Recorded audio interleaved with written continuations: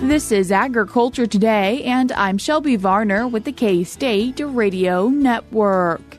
Glynn Tonsor, K-State livestock economist, starts today's show with the cattle market outlook. He gives an update on the markets, feedlot returns, and a special meat demand monitor report. Flinchbaugh Agricultural Policy Chair at K-State, Jenny Ifft, continues the show with another Farm Bill update. She says what is holding it up, what the trade-offs are for getting a Farm Bill this year, and if she thinks it will pass in 2024.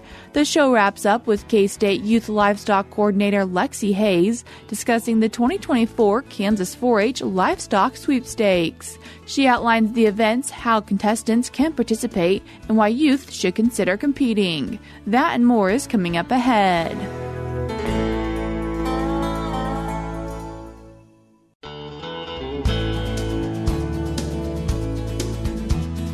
You're tuned in to Agriculture Today, and we start our Monday show with the cattle market update with K-State livestock economist Glynn Tonsor. Glynn, thanks for joining us today. Oh, my pleasure. Thanks for having me on, Shelby. Glynn, what are we seeing for the futures market for cattle? Yeah, this past week, you and I are talking on Monday. This past week, the market was up when we look at the board. The August live cattle contract closed at 188.5. Is up roughly $4 on the week. It's a strong week on the board. Feeder cattle, August CME contract, closed at $259 and change, up about $3 on the week. We're going to talk cash markets here in just a second, but it's nice to see the board rally strong. There's been kind of a lag in the board, particularly on live cattle compared to cash for a while, and they got narrowed a little bit this past week. Glynn, what are we seeing on the cash market? Yeah, so the fed cattle 5 market average was 194 on Friday. That's what AMS quoted it at. That was up about $1 on the week, so up but not as strong as I alluded to compared to the board, that is. And then feeder cattle, I wrote down here, the Pratt market was called $7 to $10 higher, depending on exactly what weight class. Lots of comment about strong demand for the heads that were there. The 2 lots I wrote down was the 2 largest volume lots. 187 head weighing 835, came in at 260. And there was a little bit heavier lot, also came in at 260. So 433 head weighing 867, also brought 260. Both of those would be up a good $5 at least from the week before. So it's nice to see that spill over. I think the reality of the tighter supplies is hitting home is the punchline there. And what about for beef cutout? So flat or up, depending on if we're talking choice or select. So Friday choice box beef, the cutout was called at $314, basically flat compared to the Friday before. Friday select was $297, up about $1 for the week before. And that's why I made the comment about the supply, I think, was driving what we saw on particularly the board, but even cash cattle, was demand signals are okay. Right. In fact, we had box beef go up is good, but I think it's not necessarily a demand pull we saw this past week. It's more a thinking through the tight supplies and getting worried about that. Glynn, so for the market, everything mostly up except for the one flat and the beef cutout, something you're thinking we're going to continue to see? Yes. So on balance, I do anticipate higher cattle and beef prices for the foreseeable future. I mean, there's seasonal waves to that. So we're talking here the end of July, some of the seasonal bump when it comes to grilling and so forth is going to be behind us soon. But the bigger picture is, I think even though dress weights have been higher on cattle leaving feed yards for a while, it's nowhere near enough to offset the lower hoof count. And I don't think we pulled the trigger on herd expansion, but it's getting talked about more than a lot of us thought it would at this particular point, which will simply magnify the tighter supplies in the short term. So I think that'll be very supportive of both beef and cattle prices over the next 2 years, let's say, for sure. Glynn, when you're on, we always talk about the feedlot returns. And what have we seen for the one that you put out on July 12th? Yeah, so to remind our listeners, I'm taking information from the Animal Science and Industries Focus on Feedlot survey. So thanks to those respondents to that survey, and marrying it up with market information. So fed cattle, feeder cattle, corn market information for Kansas, and try to treat it as kind of a barometer. Does it fit any one operation perfectly, but pick up on trends and profits in the Kansas feed yard industry. What we have there is we see data for the Focus on Feedlot survey through May, and we have actual fed, feeder and corn data through June. So to timestamp this, there's always a 1 month lag in the information we're rolling out. We put out in the middle of July that positive returns were expected for June, July, and August. So cattle leaving the yard in June, July, and August were expected to be positive. One specific number was in July, steers that left Kansas yards we thought might have brought $77 positive return. But the real story here would be is the flip. So we do projections going forward, and beginning there in September all the way out until March of 2025. So that's the period we're forecasting in the most recent report. Those returns are projected to be negative. And the main reason, Shelby, that they're forecast to be negative is, yes, fed cattle prices are expected to go up, but nowhere near at the rate that the incoming cattle, the feeder cattle prices have went up. So the main profit drivers here are, I mean, you obviously have production aspects of everything and so forth, but what you pay for cattle coming in, what you pay for feed to feed them, and what you get when you sell them are by far the three biggest drivers of profit. And if you're paying more at a higher rate for incoming feeders than you're getting for outgoing cattle, that often squeezes the margins. And that's exactly what is forecasted to occur, basically September through March. And could people maybe do some risk management when it comes to feedlot returns and maybe not be getting the same results that you're seeing in your data?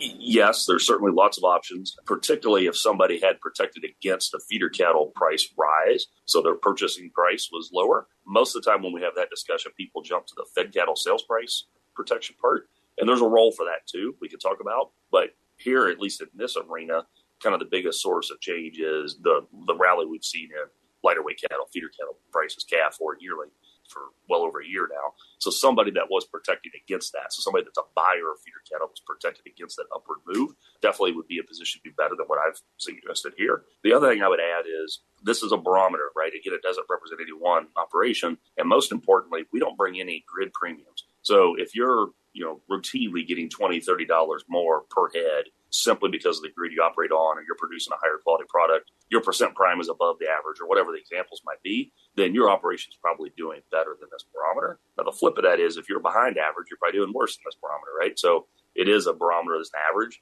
and I usually belabor that, when I'm giving full out talks, but hopefully that trend is useful, and then individual operations can pull up those numbers and see how they compare.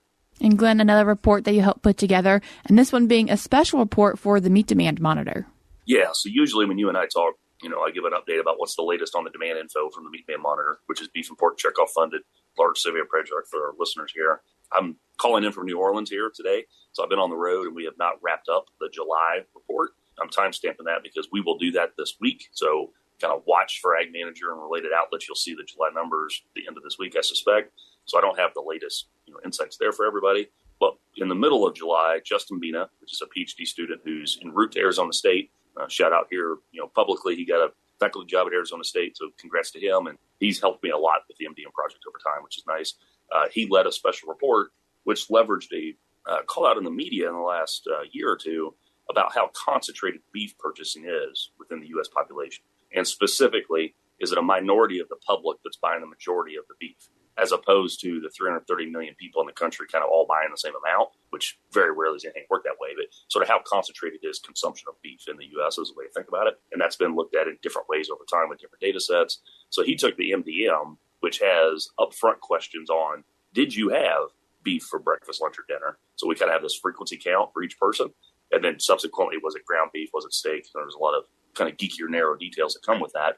And basically, on balance, was able to recreate the message that, yes, beef consumption is fairly concentrated. So the frequency of beef consumption, because that's what we're talking about here, is notably higher for males than females. It's notably higher for younger individuals than older individuals. And as you look at adjustments across income, so when we go from low income to middle income to higher income, the main shift is across categories within beef more than across species. So, for example, when you talk a lower income group, you're much more likely to have had ground beef yesterday than you are to have a steak. Talking higher income, it's the reverse. And there's the shift sort of within the beef space, so to speak, on frequency, much more than there is across beef, pork, and chicken products, is the point. That aligns very nicely with an argument I've made for several years that what economists call cross-price elasticities. So the connections between the mechanisms to substitute between beef, pork, and chicken have been shrinking over time. People make less of those substitutions because of price. They make them for reasons that aren't about price, is the point. And his findings definitely align with that. So that's probably enough on that special report. Hopefully it teased and raised awareness on it. Like all those things, everything for the MDM, you can find it on our AgManager.info website. You're welcome to pull it up, review it. If you have questions, your listeners or other future listeners of this are welcome to reach out to me about it. Glynn, as you speak with us about once a month, you also go around and speak at many different meetings, and you were recently in Calgary. Yeah, so I just mentioned why we're going to be a couple days behind on the MDM report. This is day 8 of my road tour here. I'm in New Orleans, but I came here from Alberta. I had the opportunity to speak to the Animal Science Association national meetings, which actually they met up with the Canadians, and that's why it was in Calgary. And the theme of that was, it was a blended kind of typical outlook talk that some of our listeners here probably heard me give before, with a elevated focus on resiliency. So the presentations after me had to do with resiliency of the feeder cattle supply, which is connected to the fact that the calf crop is small in North America compared to the past. This herd expansion discussion we've alluded to over time. I'm doing the shout out because, I enjoyed that meeting. It's good to go learn. I learned at those meetings. Hopefully attendees benefited as well. But the slides from that talk are available, and it's a nice segue into, there's quite a few of these talks that are on my slate over the next few weeks, and all of them are beef cattle outlook talk with something else added. So whether it's a feeder cattle resiliency thing or an elevated beef demand point or whatever, risk and profits coming up. Our AgEcon department does that. So August 15th and 16th in Manhattan, I'll be giving 2 talks there, one outlook and a separate one on kind of all things beef demand from the MDM perspective. And it won't just be beef demand. I'll be talking about multiple proteins in that talk. The Flint Hills Beef Fest in Emporia is a unique event for those who haven't been there, for the stocker segment in particular. It's in Emporia August 19th. And then the Stocker Field Day, another unique event for the stocker segment, is back here off our campus, west side of Manhattan, where the stocker unit is. Dale Blasi's team runs September 26th. And the last one I made a note here, just to give a shout out for planning purposes for people to put on their calendar, is our department also does an Ag Lenders Conference. So this is targeting bank lenders. We go out to Garden City, and then we host it in Manhattan as well. It's back-to-back on October 1st and 2nd. You can find information on all those meetings either on AgManager.info or KSU Beef, some of the animal science-led and industry-led meetings. You can find that information there. So if any of those are in your wheelhouse of interest and geography, put them on your calendar, and I look forward to hearing you. Glenn, I appreciate you taking the time to join us today and give us our cattle market update. Thanks for having me on, Shelby. Hope everybody has a good week. That was K-State livestock economist Glynn Tonsor. I will link the events that he mentioned in today's show notes on agtoday.net. We're cutting to a short break now, but stick around because we have more for you ahead.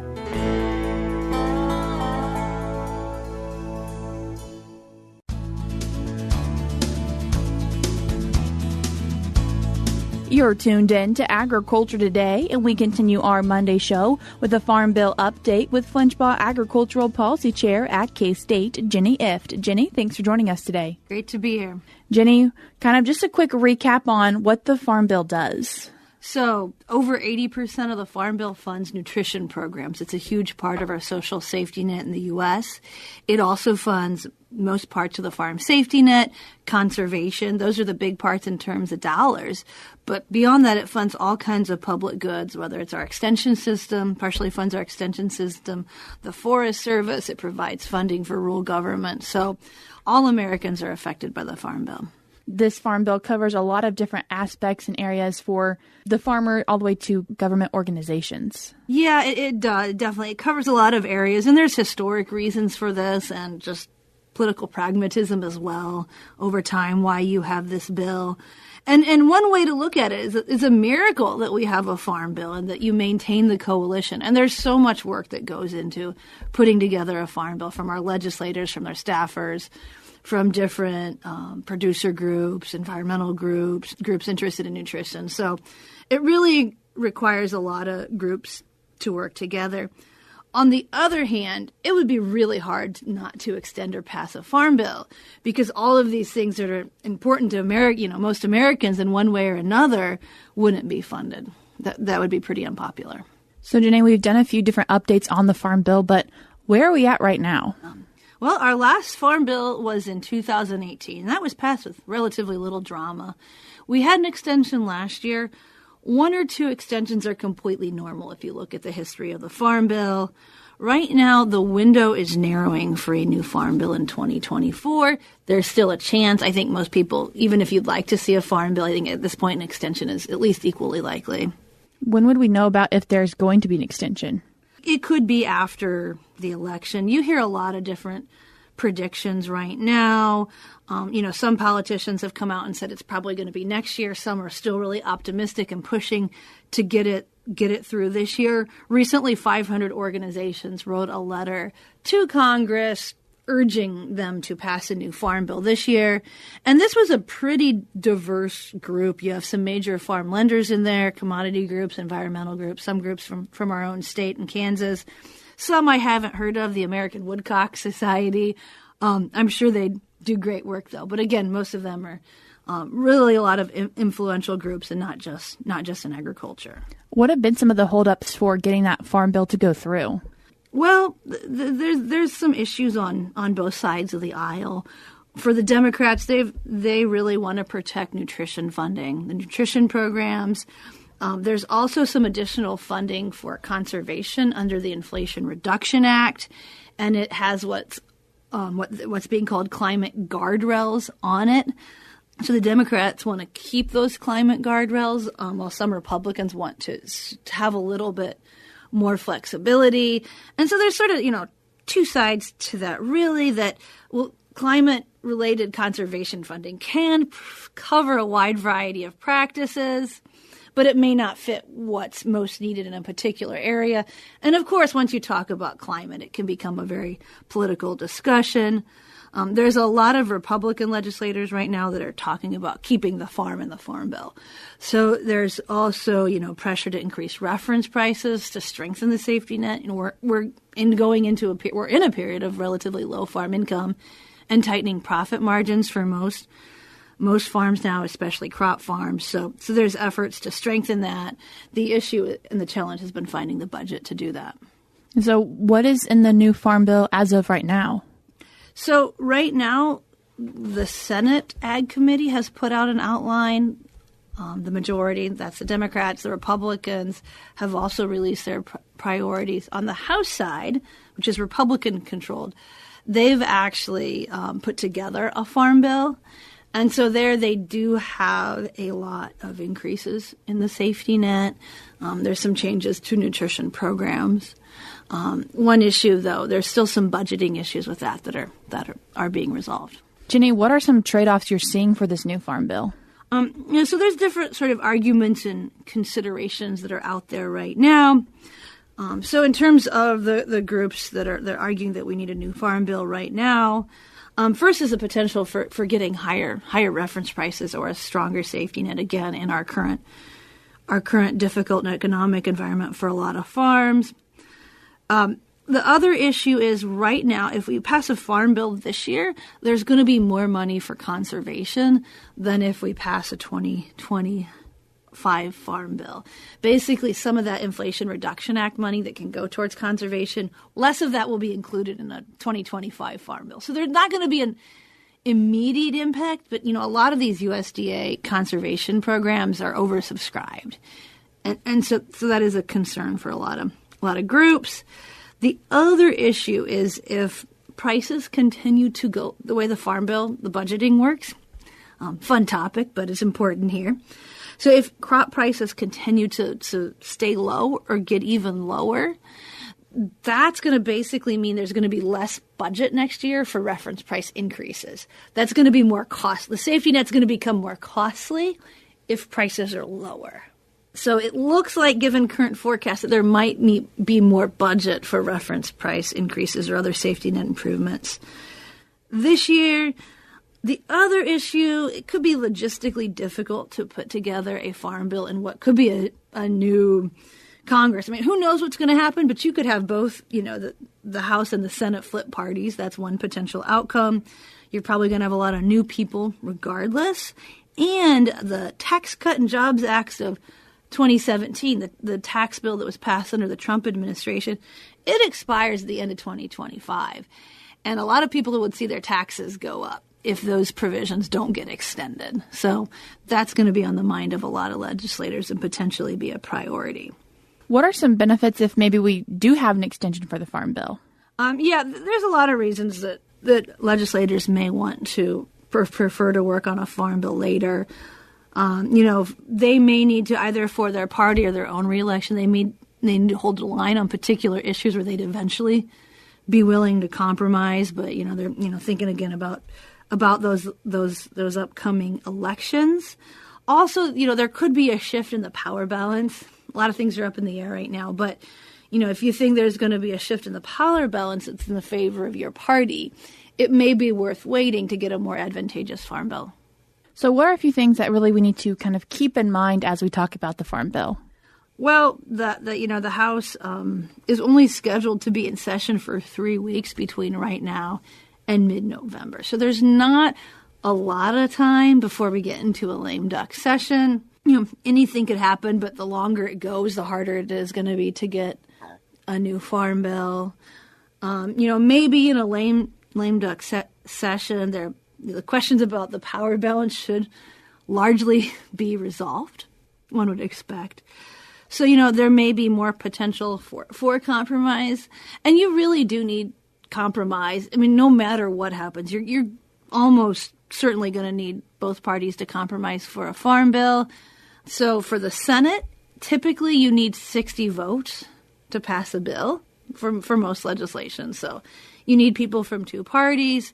On the House side, you have some Republicans who are members of the Freedom Caucus that probably wouldn't support a farm bill. Same on the Democrat side, to have some members. So you really do need members of both parties in both houses to support a farm bill. What are you feeling for the farm bill? It's normally pretty hard to make political predictions, especially in a big election year like this with a lot of uncertainty. I think it's going to be challenging to pass a farm bill this year. I mean, it's always challenging to pass a farm bill. There are some reasons you want to do it, and if you get enough groups that are pushing, you may be able to do that. If not, we'll likely have an extension, and they'll have to deal with it next year. Is there a certain place that you like keeping up to date with information coming about the farm bill? For more information, I'd say commodity and producer groups put out information. It's always helpful to look at a variety of news sources as well. Jenny, I appreciate you taking the time to join us today and give us a farm bill update. Yep, great to be here. That was Flinchbaugh Agricultural Policy Chair at Kansas State University, Jenny Ifft, with an update on the Farm Bill. If you're wanting to learn more about the Farm Bill, last year in June, July, and August, Jenny and I walked through the history of the Farm Bill. You can find this by going to AgManager.info and clicking on Jenny as a contributor, as they have the whole series listed on a post from August 25th, 2023. You can also find them by going to agtoday.net or by checking out the podcast streaming platform of your choice. If you're wanting to hear more from Jenny or have the opportunity to ask her questions in person, a great time to be able to do that is to attend the Risk and Profit Conference. Just a reminder, this Risk and Profit Conference is happening August 15th through the 16th at the K-State Alumni Center. Registration, if done by August 9th, is $235 for both days or $185 for just one day. And as always, you can find out more information about this event and other events that are happening through K-State's Agricultural Economics Department by going to AgManager.info. I will put links to all these in today's show notes on agtoday.net.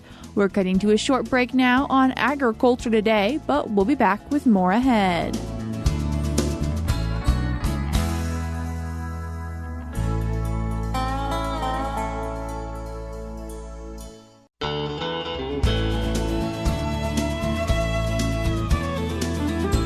Tuned into Agriculture Today. I'm Jacob Cloughton for Shelby Varner, and we end today's show with K-State Youth Livestock Coordinator Lexie Hayes talking about the 2024 Kansas 4-H Livestock Sweepstakes. Lexie, thank you for taking the time to join us today. Absolutely. Thanks for having me, Jacob. Lexie, what is this event for those who are unfamiliar? The Kansas 4-H Livestock Sweepstakes is an event we host on the K-State campus that has the State 4-H Livestock Judging Contest, Meats Judging Contest, Livestock Skillathon, and Livestock Quizable, and all one action-packed weekend. And so the youth come to campus and get the opportunity to participate in as many or as few of those contests as they would like while they're here. Lexie, could you provide some more details on what each contest is about?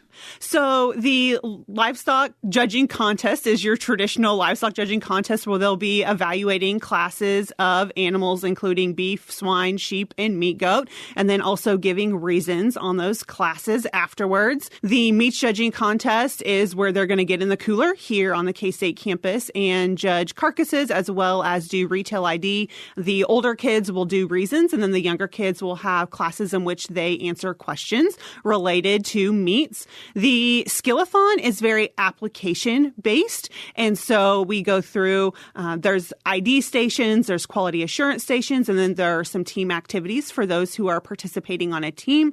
And then Quiz Bowl, for that contest, the teams have to test to get in. So there's a 50-question test that they take, and then we take the top 12 teams that go head-to-head. It's similar to Scholar Bowl or Academic Quiz Bowl for those that are familiar with those contests. It's just focused on the livestock industry. Lexie, why are the Kansas 4-H Livestock Sweepstakes important for youth development? It's a great opportunity for them to showcase their knowledge. These kids have been working hard all year. We have a really high quality group of kids and coaches that we have coaches working with them throughout the year to learn about the livestock industry and the different aspects.